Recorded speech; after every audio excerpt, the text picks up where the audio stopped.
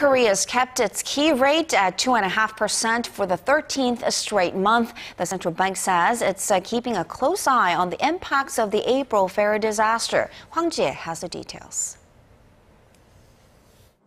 Concerns over the ferry tragedy in April are spreading as it's slowing down the pace of Korea's economic recovery. While deciding to keep the key rate steady at 2.5% this month, Governor Lee Ju-yeol said Thursday that Korea's central bank is keeping a close eye on whether the ferry disaster will have a long-term impact. If domestic demand picks up in the near future, I believe the economy will grow as we expected. We are closely monitoring the possibility that the ferry disaster will have a negative impact going forward for a longer period of time. In its latest growth forecast, the central bank said the domestic economy will grow 4% this year. Based on the circumstances of the outlook, Lee made it clear that any future monetary decision would include a rate hike.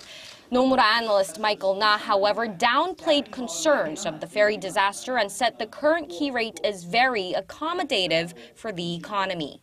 Export has picked up, but recently because of the ferry disaster, it seems like things have sort of halted, but I think that's only a temporary issue. Na added that there could be a rate hike in the cards for Asia's fourth largest economy, which is heavily dependent on exports.